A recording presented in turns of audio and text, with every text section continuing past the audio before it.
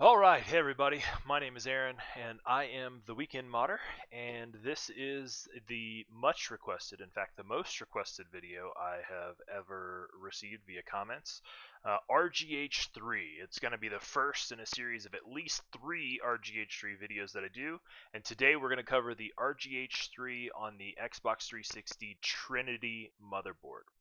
So the first thing that I would like to point out to you guys really fast, just to sell you on the idea of why you want an RGH3, is let me show you one that's already modded instant booting. So check out this console, which is RGH3. I've just got it set up so I can hit the eject button and prove to you guys that this thing is booting Zell. So instant. I mean, no hesitation, immediate boot, and we're going to see Zell on the screen just to prove that, this is an RGH XE build console, right? So I'm going to go ahead and power it off, and just to prove that it's not a fluke, that is consistently that way, I'm going to boot the console regularly using the power button as well to boot into regular dash. So here we go. Yet again, instant boot. So if you're interested in RGH in your console, you want the advantages of essentially a jailbroken console, the ability to run unside code. Then I'm going to walk you through that process and guide and point you at resources that you need to get it done. So let's get started.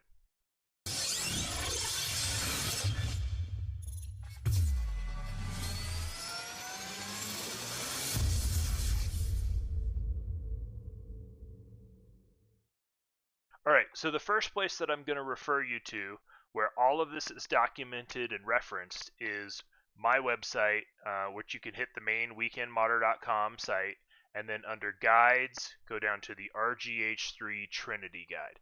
And that's where you'll find what we're going through right now. The RGH3 Trinity Guide here is a derivative of a lot of other people's work. So I really want to call out that I did not create this. I did not even refine the process. So many other people did that, and a lot of really good work went into it. So first of all, check out the video description and the links on this page. You can see right here we've got the 15432 link. This is his announcement video, and he does a full description and walkthrough and talks about the entire RGH3 process. If you're also interested, Josh of Octal's Console Shop also did a really good explainer video that talked about how this is different than other RGH methods and what it uses and stuff. So if you're interested in that topic, check that video out. And then there's also a download link in the comments of 15432's YouTube. So that's where the original files came from. But what you'll notice here is that I do have a repack of those files with some changes that I did uploaded on the site and linked here. We'll cover this too. I think the question will come up, and I'm going to get asked a bunch of times. I've got a Trinity. What should I do? I absolutely believe that RGH3 should make it so that nobody else is doing anything else on a Trinity motherboard. If you have a Trinity console, you want RGH3. The end. So let's get right into it and kind of walk through the process of doing an RGH. So to get started, a couple of required supplies that you're going to need here.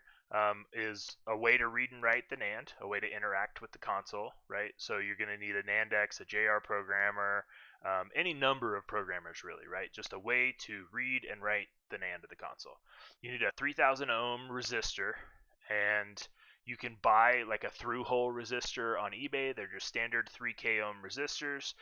You can pick up small little SMD resistors in bulk, or you might consider picking up the RGH3 QSB, which is a little guy that I'll show in this video, but basically it has a little slot right here for the resistor, and it comes with both values of resistor. This QSB is actually also applicable to Coronas, and as you can see in the packaging, you get one resistor of each value, so depending on whether you're doing a Corona or a Trinity, this pack setup right now comes with both resistor values there.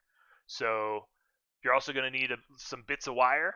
I've got some Amazon affiliated sort of links on the page here. I really like this like ribbon wire that we do. So these are a bunch of different little conductors, and you can peel these guys and separate them down to their own individual wire in whatever color you want, and then kind of snip it off.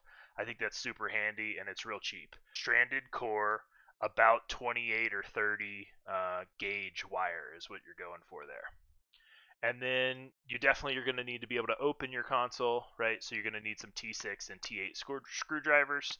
There's videos and guides all over YouTube for how to get into your console, but those are the security bit screws that you need, the T6 and T8 Torx. And then I have a link to just what happened to be pretty cheap on Amazon right now for those. So this comes with both sizes and some other little like prying tools. I don't expect those prying tools would be useful at all, really, but the screwdrivers are definitely there. So optional supplies that would make it easier would be an X-clamp removal tool, which again is a thing that I sell on Weekend Modder. It's like a little forked tool. There's some X-clamps on the back of the console that have to come off in order to get the heatsink off to do some of your wiring. And this little tool just makes it less likely that you would do any damage to your console, as it's kind of specifically designed. I also use the pointy tip quite frequently in opening the consoles as like a leverage for kind of prying open the little clips that are in the back and stuff. And then I strongly recommend that, since you are going to have to remove the heatsink to gain access under the X-clamp and stuff, that you replace the thermal paste that goes between the heatsink and the CPU. That thermal paste is going to be dried out and old just because the age of the 360s. So if you put it back as is without freshening that up, you're not going to form as good of a thermal bond, and your console is much more likely to overheat. So I just got a link to some affordable, like one dose name brand thermal paste. Do be cautious about off-brand or like silicone paste and stuff. The really cheap stuff, man, well, just like all things, you get what you pay for, right? So be cautious about not name brand or off-brand thermal paste. So what would be my picks for these things? What would I suggest right now if you were going to go out and do it, and what's reasonable? So for the device to read and write your NAND, right, the requirement, my suggestion at the moment for doing specifically this mod, right, if you're only going to do a Trinity or Trinity consoles, pick up a Raspberry Pi Pico. You can get them for just $4 if you've got a micro center near you, or you can get them for a few more dollars online on Amazon and stuff. So I've got an entire page under the miscellaneous Pico Flasher info, and the video I did just before this one is about this device. But the Pico Flasher is special firmware that you load onto the Raspberry Pi Pico and then wire it up, and you can use it to read and write the NAND. Even the JRunner software, which we use to do this, will support it probably by the time you watch this video, and there's links, there's ways you can get a copy of it that does already. And then, of course, my suggestion would be that you pick up an RGH3 QSB. That helps with your 3K ohm resistor that you need, but as I mentioned before, you can definitely get that other ways. All right, so here's that repack of the files that I mentioned. So up here, where I call out 15432's video, he has a link in the description of that video that has the RGH3 beta release, right, the official one. And I did a small repack of that that's got a few changes and kind of this written guide in it a little bit, and just changed the structure. It's not a big deal. Definitely still all credit to 15432. Just a little bit of a cleanup and just posting it and hosting it right on my site. This does have the copy of JRunner that supports the Pico Flasher in it, as well as RGH3. It's also got a copy of the install diagram that you see here just below. So, on to the actual process here, right? So we'll step through these, and I'm going to interstitch and interlace in the video of the actual process and stuff. So the first thing that you need is to have a Trinity motherboard Xbox 360. There's lots of guides on how to identify those and stuff. My identify guide up at the top is still relevant, identical console and mod. It does at least help you to work through the identification process. But real quick and dirty on here, basically you can look at a couple of factors. Look at the power supply rating on the back and look at the manufacture date.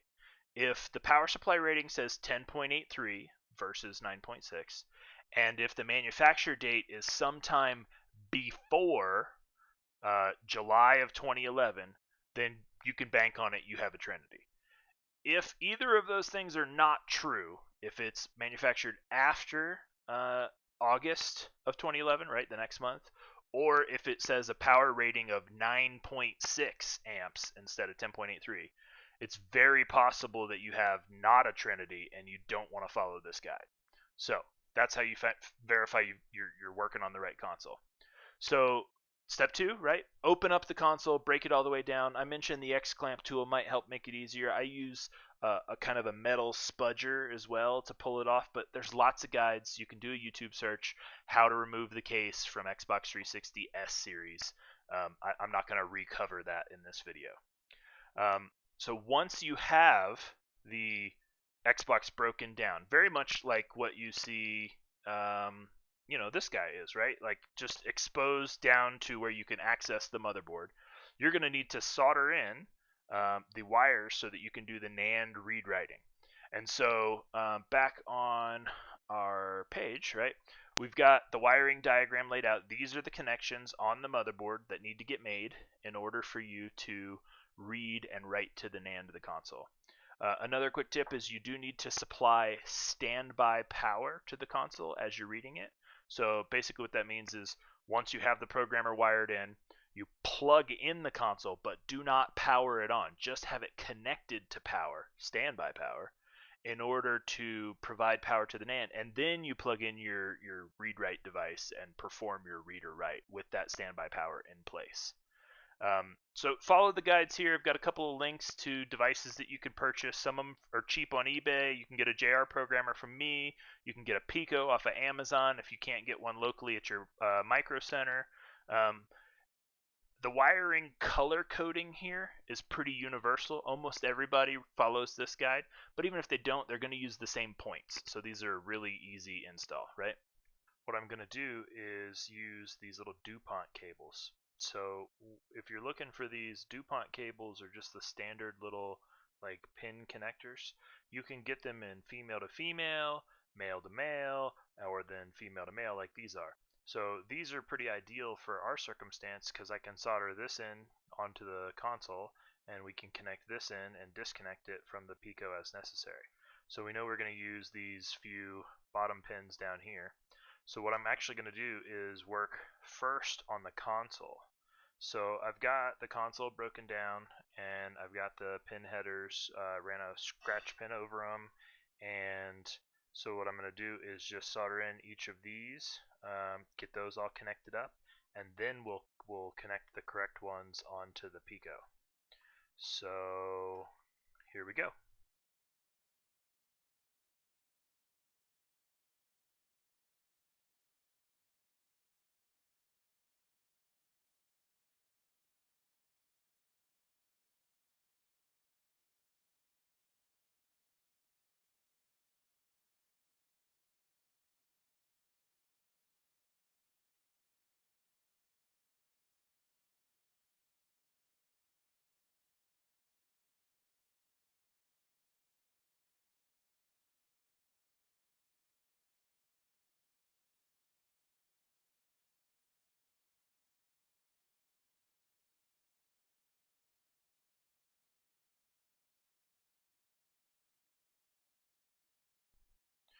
Alright, we got the Pico wired in, we got it connected via USB, we got standby power on the console. So I am going to go ahead and hit up the NANDX. Let's see, can it identify it? Jasper 16 megabytes, so the little question mark seems to work. What if we do a read NAND? Holy shit, look at that thing go!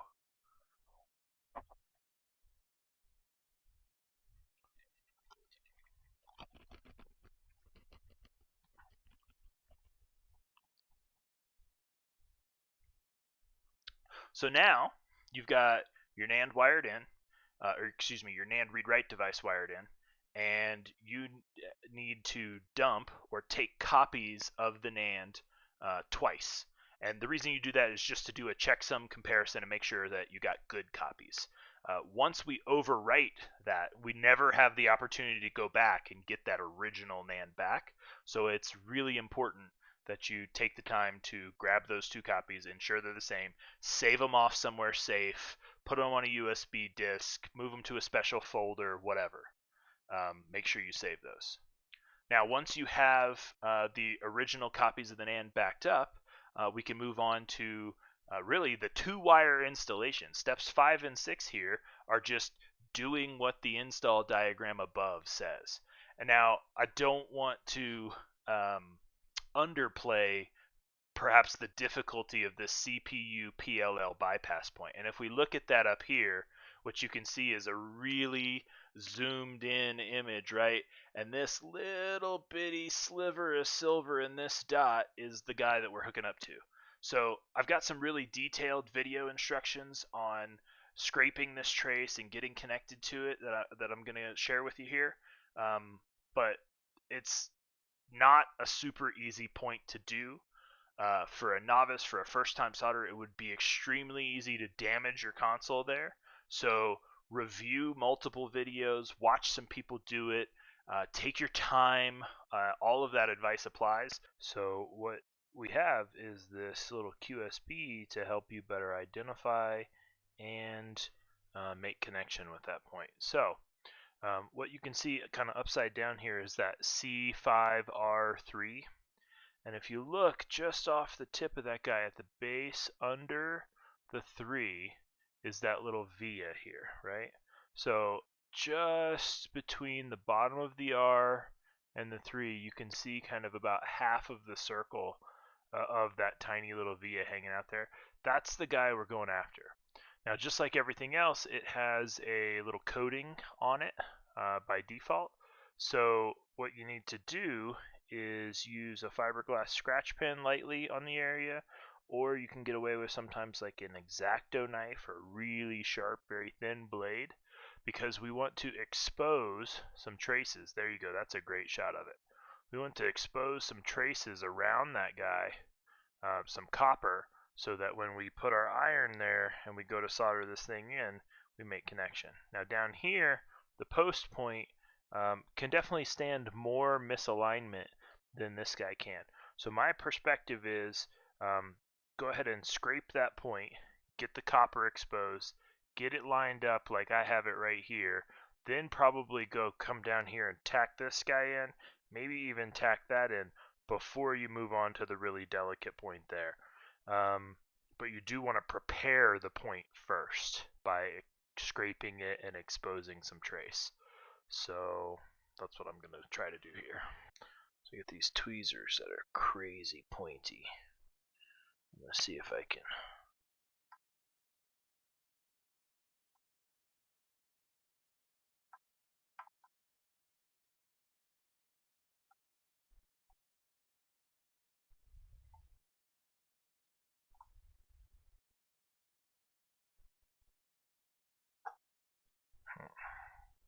Bumping the camera.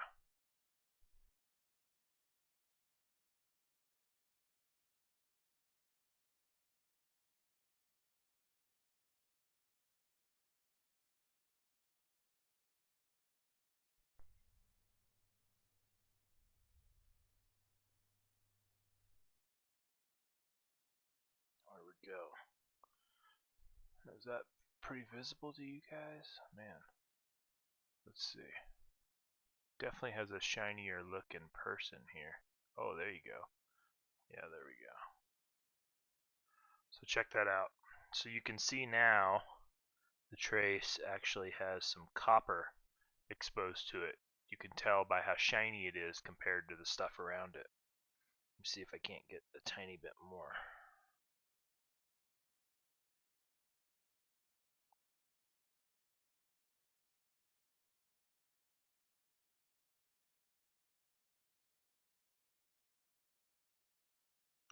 The technique I'm using is kind of just to insert the tip of the tweezer in there, apply a little bit of downward pressure, and then kind of flake outward without continuing to apply the downward pressure terribly hard, because the surrounding area, the dark green stuff here, is like grounding, and we don't want to necessarily expose that and end up soldering to it.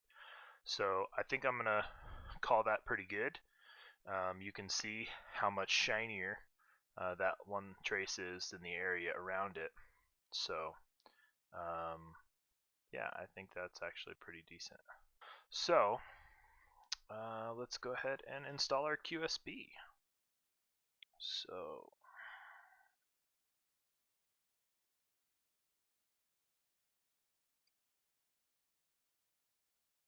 one trick that you can use is to get a piece of Scotch tape and kind of use that as your hold down. With the size of this QSB, probably not going to be able to use even a full-size width piece of Scotch tape. You're going to need to use, like rip the thing in half lengthwise in order to have it be thin enough to not obstruct your access. So this is kind of what I mean. I'm going to right over where that resistor goes. Now I've got it pressed into the QSB here, like so, and then I can gently manipulate this sucker into position, and then we can lock it down by kind of just firmly pressing on that tape. So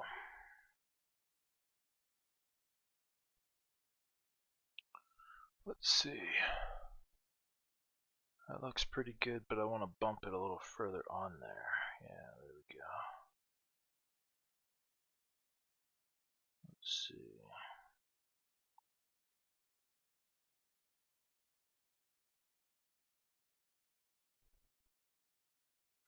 Okay. Yes, I'm kind of using the tweezers to press down the tape, because it doesn't have to hold it, super hard or anything. So let's take a real close look by that via. Yeah, look at that. That's not bad at all. It's right pocketed over the nice little silver bit that we have there. So I think that'll work. So given that I'm happy with that position, I'm actually going to use this as a bit of an anchor and do that point first. So I got some flux on this tweezer here. I'm just going to drop it there, and then I'm going to try to take a little less than that first time and drop it there, and then maybe even a tiny bit here, and then drop it there for that anchor. I don't believe that one's doing anything electrically other than just giving it a place to anchor. So that last one where I dropped the flux is where I'm going to start, in fact. Then I'll do the post point, and then we'll do the PLL last. So here goes.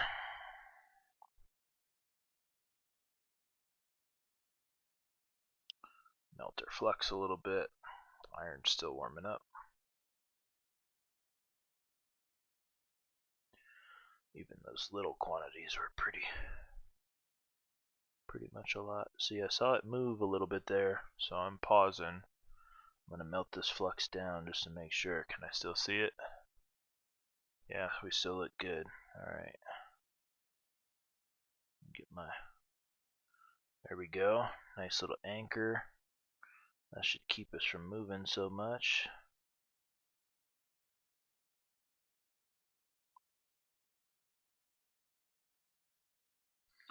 Alright. Nice little connection there. Back to the tweezers, gently peel away. Notice I'm not lifting up to risk pulling, I'm peeling directionally away, right? And let's look at this last guy here. I think he's gonna be just fine. Alright, let's go in there with our solder.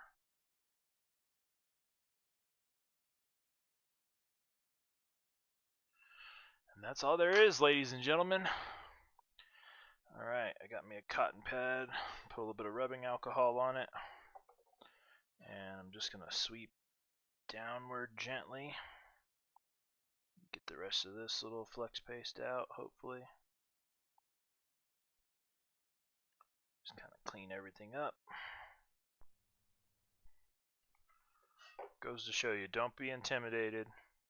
Just take your time. Use your flux. Don't hold your iron in the same spot for a ton of time. It's never required. Alright. So, looks like we're good there. Just going to tap it again. Tap, tap, tap, tap. Yep.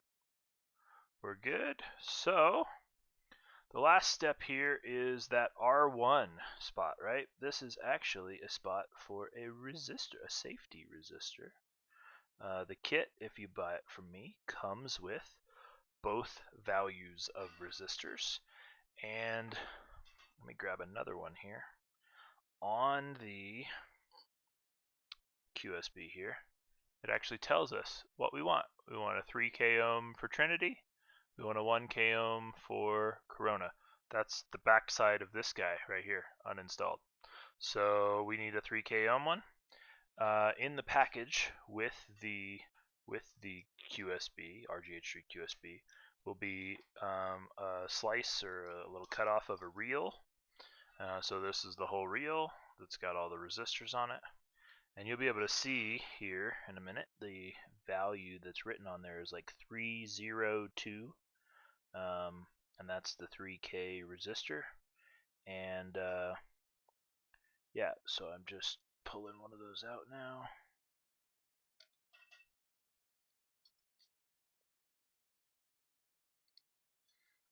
Alright.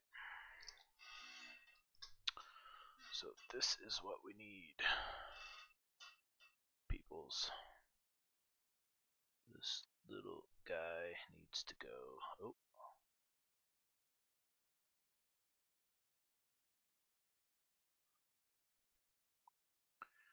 .302.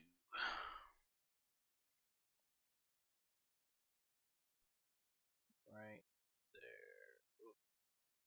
Put him up. Put him up. Put him up. There we go. So you can see the 302. Now, totally could have installed this before setting this QSB. There's zero reason that you have to wait until this point. So I'm going to use some tweezers to kind of hold the guy still, and then I'm just going to tap him with a soldering iron that has some melted solder on it. So get him in the right spot.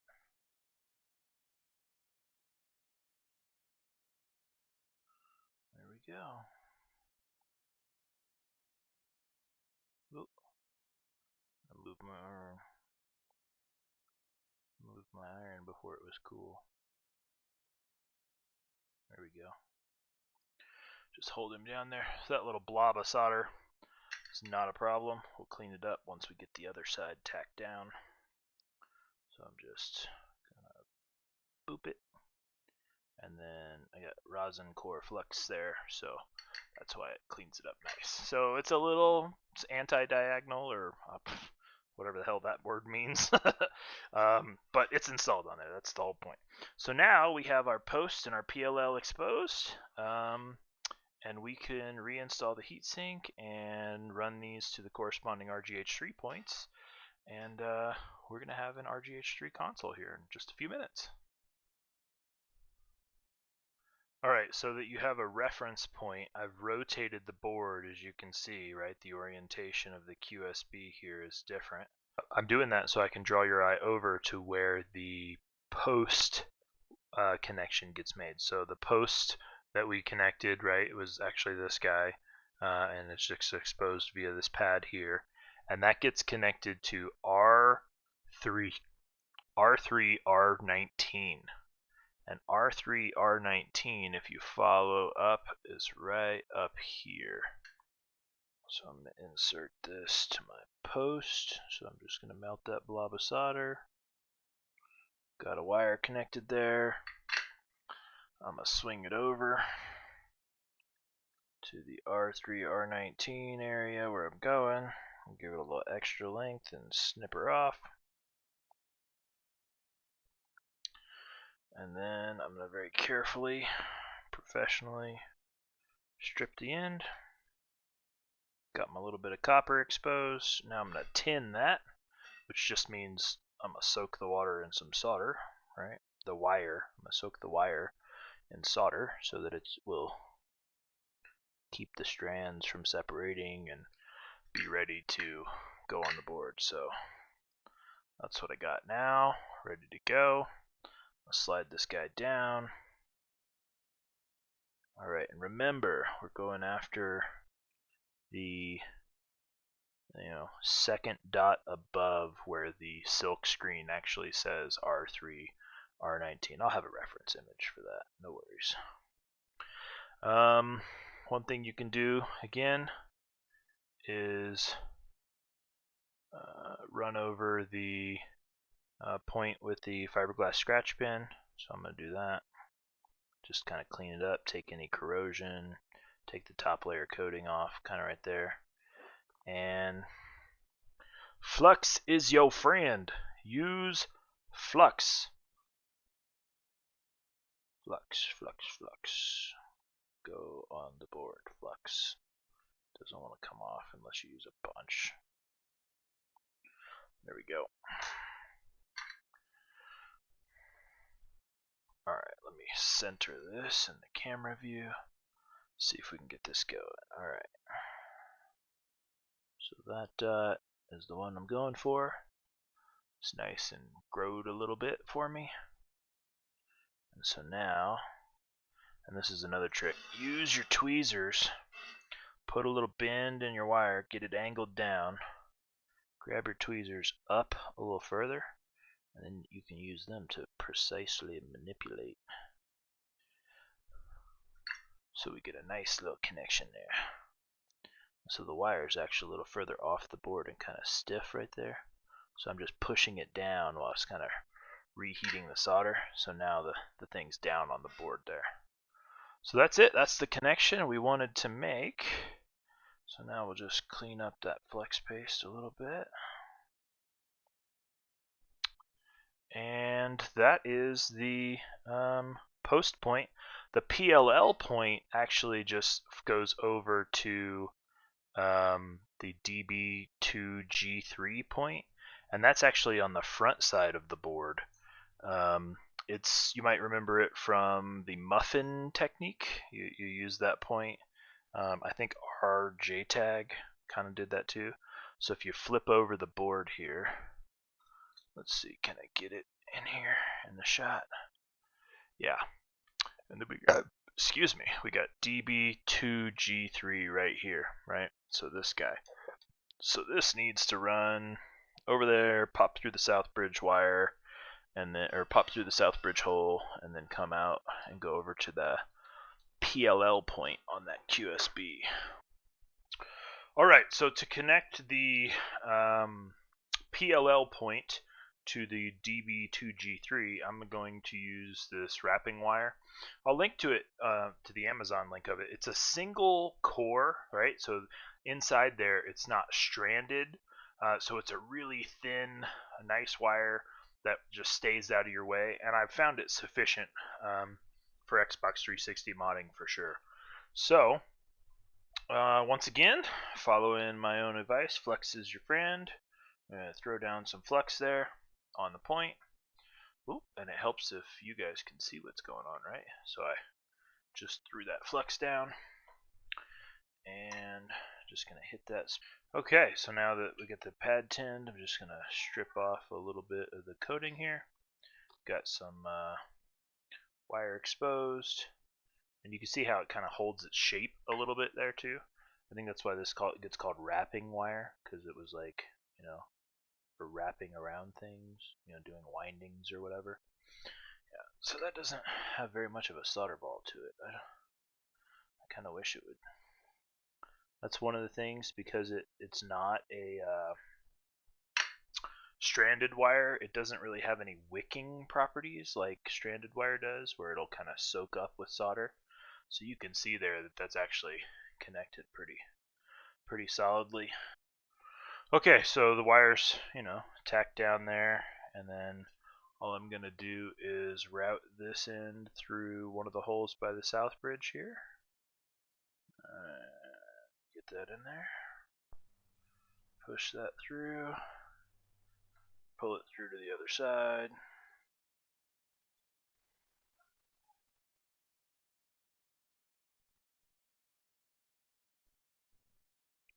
go. So that's kind of pushed down there and through the board. And then now we need to flip our board and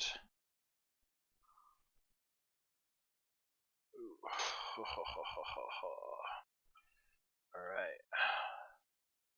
Board is flipped and you can see the wire comes out here. Now we just run her over to that PLL point that's on the QSB that we've installed. So I'm just going to trim it just a hair long. Strip back some wire. And then all it should take is touching that blob of solder with the iron, shoving the end of the wire in there. No big deal. Boop. Just like that. There's also an extra video that I have bookmarked that helped me out here, which is a fella on YouTube that runs a channel called Modsville USA. And this guy, at the link I'll put in the video description, he also does a video capture of preparing a small, tiny little via like that, right? So he's doing the same sort of thing and exposing it and making that work. So you can check out that video as a second reference to, you know, my stuff here. So again, steps 5 and 6 are install the wire, install the connection. Now the first one that goes from point on the front of the motherboard DB2G3 to the back of the motherboard to the CPU PLL bypass, there needs to be that 3K ohm safety resistor in the middle of that connection here. And in my image and the install that I did, I used a RGH3 QSB, which I mentioned has that resistor built in. But again, you could just buy like through-hole resistors and just put it in line with the wire if you wanted to. So then the second one, the post bus to the R3 R19 connection, really straightforward, easy, one wire, direct from one spot to the other, right? As outlined here.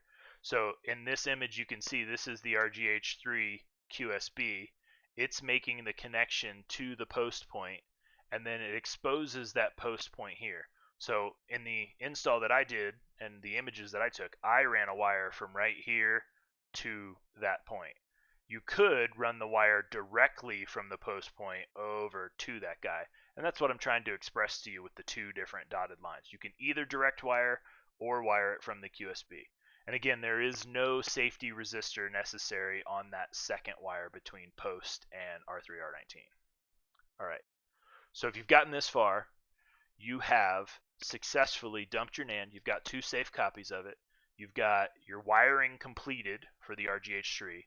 What we need to do now is write something onto the NAND, which is the special, what we call an ECC. Basically, it's Xel. It's the Xenon Linux loader, but it's the little hacky bit that's got the code in it that's going to expose our CPU key. Functionally is what it's going to do for us.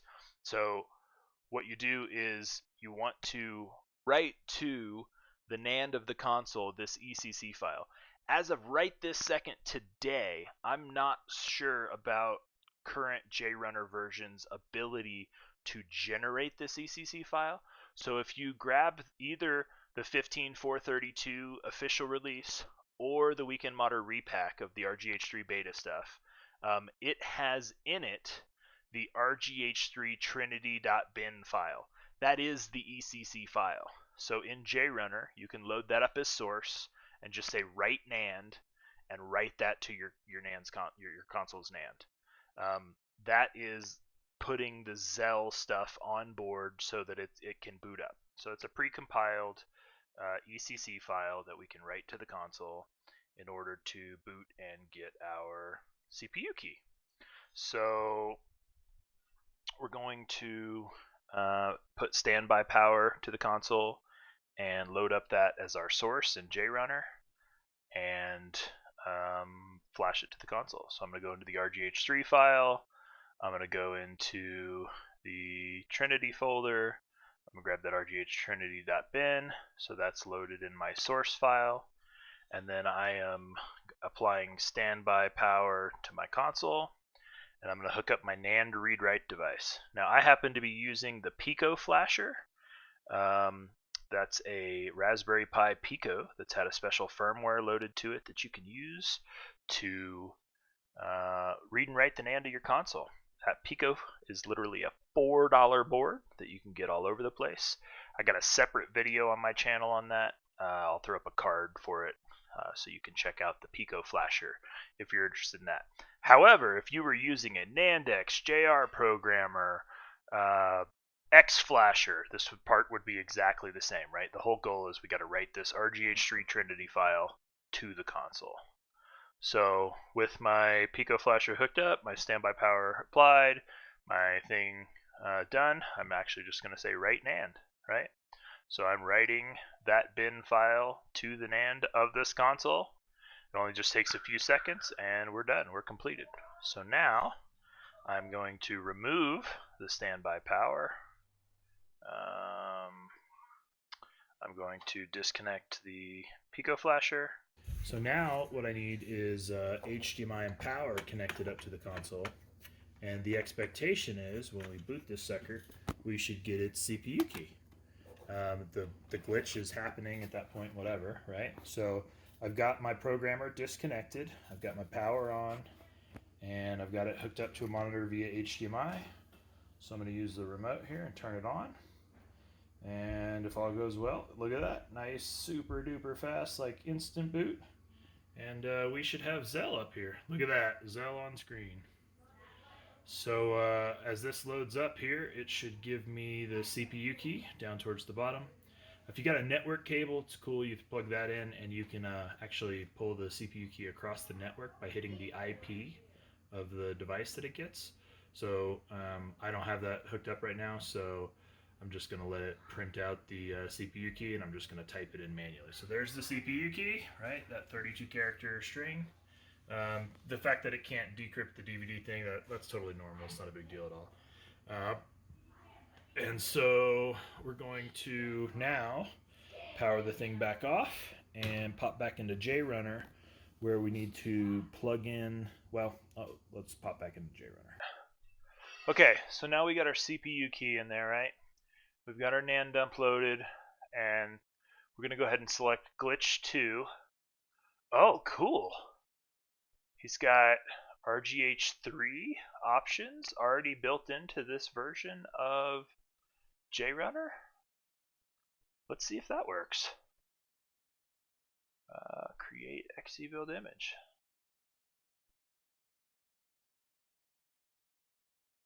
Okay, so it runs it. He creates it, he runs the conversion, and then let's see the show working folder. We get a UPD flash. So hell, let's try to write that sucker. That sounds awesome. Alright, so this version has beta RGH3 support. So ultimately it's going to create a UPD flash.bin. That is your XE build modified hacked NAND image ready to go. And so the last step is just to write that image to your console. So you can use whatever programmer you want. That's my point. I'm going to use a Pico. Alright, let's hook this bad boy up. We see the Pico. We got standby power. Let's write the NAND. Bam! We're writing! How amazing is that? That's fast. Alright. Raspberry Pi Pico. Got it going. It's glitching. No, it's not glitching. It's programming the NAND. Super fast writing time. That's on par, faster than the NANDEX.